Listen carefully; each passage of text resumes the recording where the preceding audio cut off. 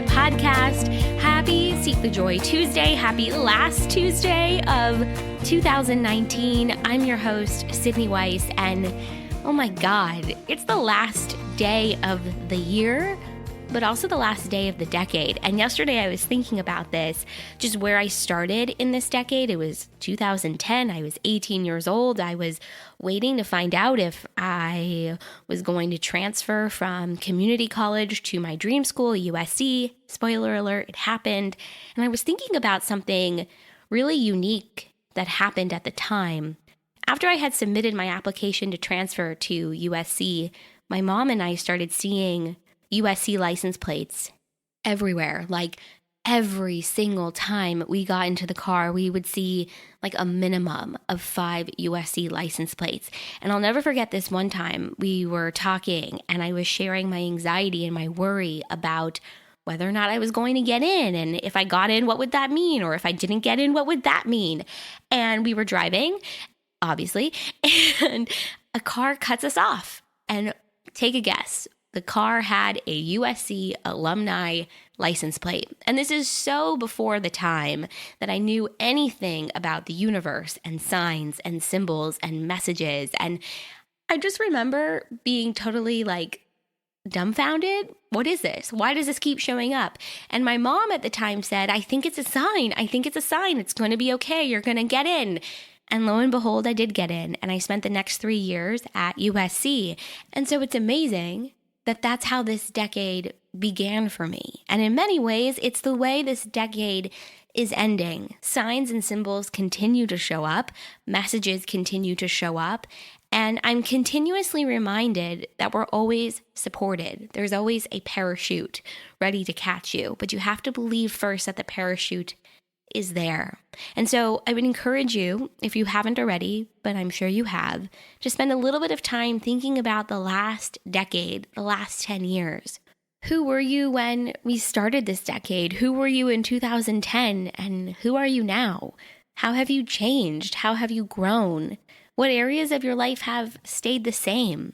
What areas of your life do you want to continue to grow in, to work on, to change? How have you shown up for yourself in the last 10 years, in the last 5 years, in the last year? I would imagine you had to show up for yourself in ways you never thought, A, you would need to, and B, you were capable of. I think it's really cool when we spend some time in reflection. Yes, I think it brings up emotions that are often difficult and painful, and there might be tears. And then at the same time, it allows you the opportunity to celebrate those wins and celebrate your growth. I think that's what 2019, at least this last chapter of it, is about. It's about celebrating the growth, celebrating the wins, and also celebrating the areas in which you still need to grow. As we enter this new decade, this new chapter, how can you continue to water and nurture yourself? And what does that look like? Does it mean more control or less control? More boundaries or less boundaries? The thing is, though, you don't have to have all of the answers right now. In fact, I would encourage you to write these questions down and fill them out as the year goes on. There's so much pressure around December 31st and January 1st and even the first 2 weeks of the year to not only have all your goals and your dreams and your resolutions mapped out, but then to start to fulfill them. But I challenge that. I respectfully disagree with that. I think the year ahead is an opportunity to mold your dreams and mold your goals and mold your resolutions to fit your growth, which is individual, which is unique, which will change as the year, as the next 5 years, as the next decade rolls in and rolls around. So before we dive in, jump in, full speed ahead into this new year and this new decade, I want to spend a little bit of time talking about 2019 and what it was like for both me and Seek the Joy podcast. So this year we celebrated 2 years of Seek the Joy podcast, which, by the way, is a milestone I never imagined. We won Best Podcast at the New Media Film Festival. We were a finalist for the People's Choice Award for the 2019 Discover Pod Awards, which, by the way, I don't think I ever talked about here on the show, but that was amazing. The Discover Pod Awards are huge. And honestly, the other shows that were nominated in our category, and all categories actually, are so huge and amazing. And I'm so inspired by all of them. So to be recognized in that space and in that category was like, I don't even have words. It was just beyond, okay? It was beyond. And I'm so grateful to each and every one of you that wrote in and nominated us. And to be a finalist was amazing. So thank you. So those are honestly the big headline, highlight moments of the year for the podcast. But I think in looking back, the biggest highlight for me has just been connecting with all of you and having the opportunity to produce this show and air this show and share the messages and the moments of celebration and empowerment and the way that we've come together, the way we can come together around shared vulnerability and shared experiences has been inspiring to not only witness, but also be part of. It's been so much fun to be on this ride with you guys, and I'm so grateful for every moment of connection, every time you reach out, every piece of feedback. I mean, you guys should see my inbox sometimes. It blows my mind. And so this year has been really good. It's been full of a lot of highs and a lot of celebrations, but it's also been full of a lot of challenges and difficulties and uncertainty and sickness. I mean, I think I was sick almost 20 times this year. You can hear it in my voice right now. I'm getting over my latest cold, which I really hope is the last one because I've kind of had it up to here. You should see me putting my hand above my head. I've kind of had it up to here with being sick. I don't think cold and flu season is ever ending for me. But it was a bumpy ride this year. And I can't think about 2019 without thinking about 2018. I think that year in so many ways laid the foundation and the framework for what 2019 was going to be. In 2018, it was really a year of deep and honest reflection for me. It was a year to dive into my healing, to my inner work, to reading, to journaling, to having conversations that reflected that never-ending desire to learn more, to grow more, to understand more. And so that's how I started 2019. I started off this year feeling the same way, wanting to really dive in. But by about March or April, the ways in which I was willing to do this work, this inner work for myself, changed. I knew I needed to take a step back from the depth and the intensity that 2018 had. It's funny, I instinctively knew that I couldn't and shouldn't go as deep as I was going in 2019 because really my bandwidth had changed. I couldn't handle it anymore the same way I could. I had hit maximum capacity. For those of you that don't know, I don't do the show full time. Well, I do it full time in addition to something else I do full time, which is I'm a lawyer. I work in entertainment. And so this year alone, I worked 55 to 60 hours some weeks. And so then I would come home and work on the podcast at night. I would answer emails and work on Joy Corner or the Power of Storytelling or show notes. And then on the weekends, I would record and edit episodes and put together the social media for them.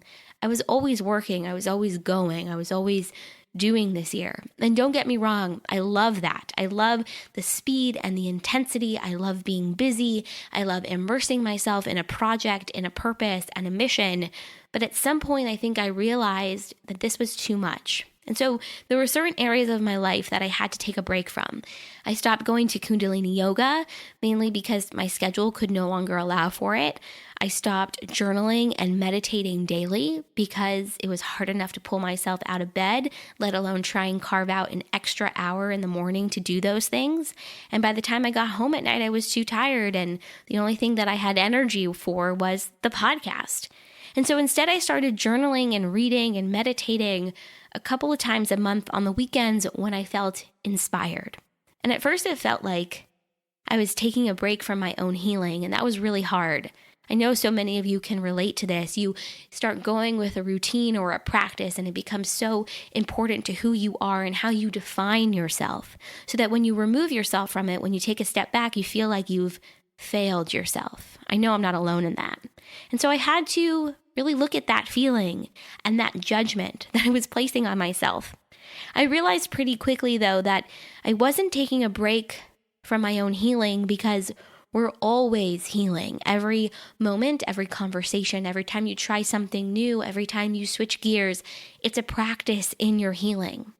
And so the things that I did to ground myself or to learn more or expose myself to more shifted from this sense of doing the work daily because I felt like I had to, because I was rigid in this routine. It shifted from that to doing the work when I felt energized and inspired. And I think that was the key. That's been a total game changer for me, by the way. Doing things that I feel inspired to do and energized by, as opposed to feeling like I've got to do it because I made some sort of commitment or there's an obligation. You're allowed to grow with your practices, and your practices are allowed to grow with you too. So my growth and understanding began to show up in new and different ways this year. And I realized that not only is that okay, but it's okay to trust it. And so, yeah, this year totally challenged me, and it's expanded me, and I'm so ready for the expansion that's still to come. Because this year, too, I felt like my foot was like permanently on the accelerator. You know, in those like cartoons where like either there's like a brick attached to the accelerator or like the character's foot is like super glued to the pedal. That was totally me this year. And there was no signs of letting up until September, when I was sick for probably the 15th time this year, and I was supposed to get on a plane to go visit my sister in Washington, D.C. So I was going to go to D.C., I was going to go visit my sister, we were going to go up to New York City for a couple of days, which is my absolutely favorite place ever, and I couldn't get on the plane. I couldn't get on the plane because I was sick, I was on antibiotics, it was bad. And I realized that something had to shift. I didn't realize it right away. Probably 2 weeks later, when I got sick again, was when I really realized it, that the pace at which I was going this year was no longer working for me. That even when I was running on fumes and totally exhausted, I kept pushing myself. And I had to look at why I was doing this. I love this podcast. I love this platform. I love immersing myself in my own creativity. Podcasts are my passion. This space is my passion. It's capacity for audio storytelling and connection. The ways that in which we can be innovative within this space is like, I can talk about this for forever. This is what I want to do for the rest of my life.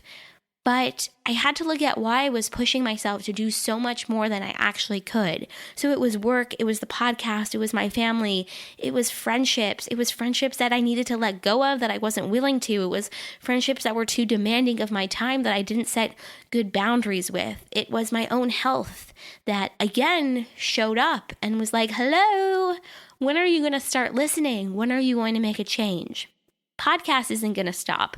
Me working is not going to stop. My passion for this is not going to stop. But I think the ways in which we set boundaries around the things that inspire us and the things that we love and the things that we're passionate about, it's part of our journey here to learn those boundaries and to be flexible with them and play around with them. And so that's kind of what I've done. I haven't produced as many episodes this year as I have the year before.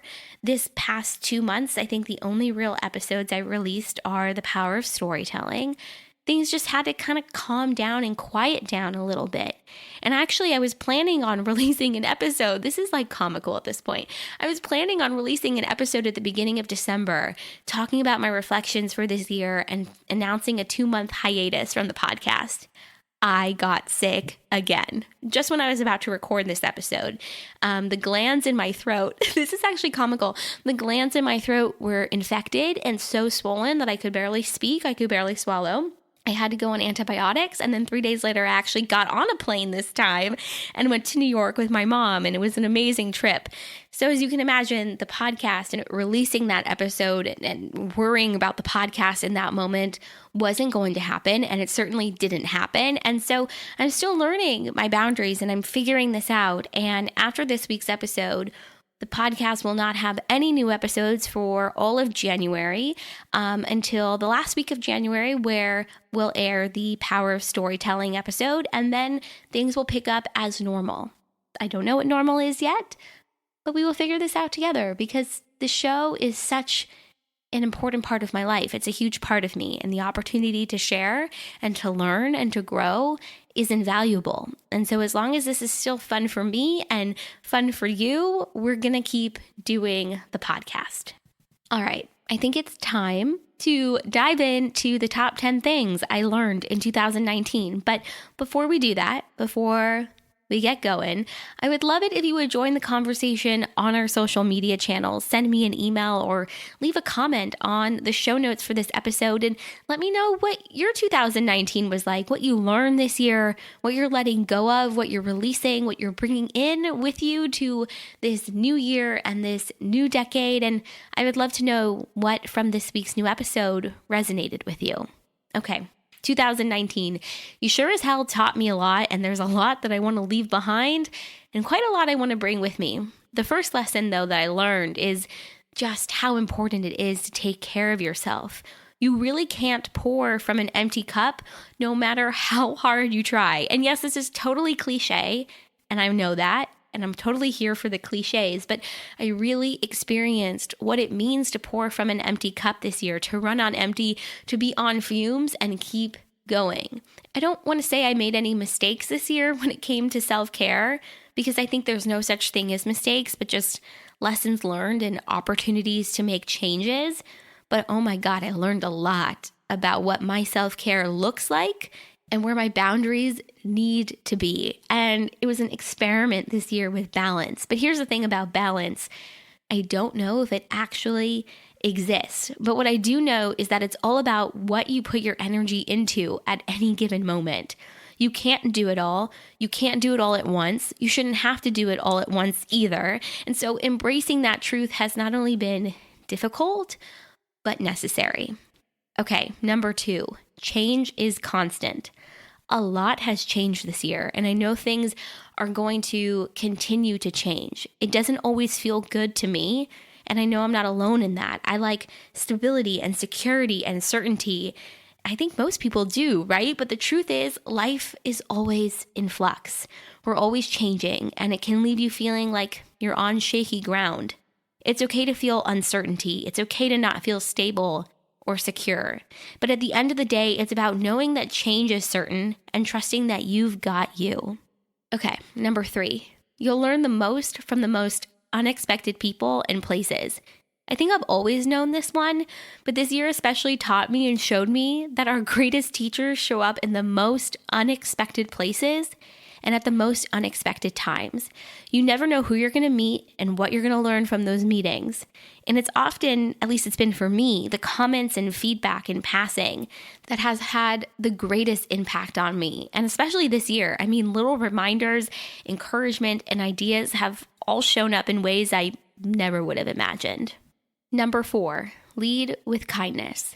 Okay, I have to start off by saying that kindness is totally underrated. I've always seen myself as a kind and generous person, but the stress of this year and the different interactions I had totally challenged me and tested my patience, which in turn tested my kindness. I constantly have to remind myself to lead with kindness because you never know who you're talking to, who they know, who knows them, etc. It's such a small world, even when it feels like it isn't, and people are connected in the most bizarre ways. But even beyond that, and most importantly, everyone deserves kindness, and you deserve kindness towards yourself too. I would never want someone to walk away from an interaction with me and say that I was unkind or rude or impatient because I couldn't compartmentalize or contain my emotions or my stress. That's not who I am. That's not who you are. That's not who I want to be. And so I'm learning to remind myself to lead with my kindness more. And I should probably add patience to that too. Number 5, it's okay to not be okay.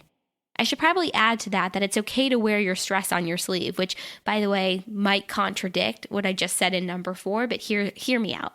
There's a lot happening, like all the time, and sometimes all at once. And so when someone asks how I am, I always say, oh, I'm fine, I'm great, how are you? Even when I'm actually not. And I'm learning that it's really okay to wear my true emotions or my stress or whatever it might be on my sleeve in a way that means I'm being honest about how I'm doing. And don't get me wrong. Not everybody needs to know what's going on with you all the time. That's an exercise in your own boundaries. But I think in a curated world, It's okay to make an effort or a decision or a choice to acknowledge how you're really feeling and not act like you have it all together. I certainly don't. I've never had it all together. I don't think I'll ever have it all together, and I don't think anyone ever does have it all together. So it's okay to not be okay. It's okay to take a time out from people and life and responsibilities as a way to recharge and refuel yourself and take care of yourself and then start over again. Number 6, reflect, reassess, and let go of people, places, and things that no longer match who you are and where you are in your life. This one has been hard for me because, okay, let's be real. Life comes at you fast, like really fast.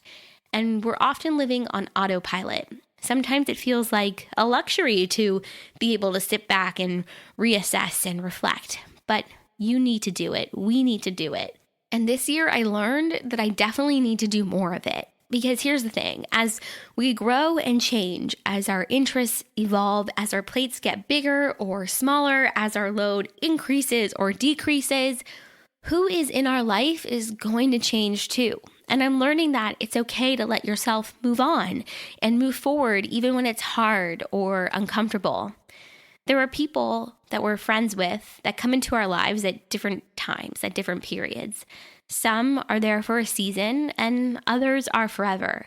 But when you realize that a friendship is fading or your interests and priorities have changed and you just don't have anything in common anymore, it's a really yucky feeling. And I experienced that a lot this year.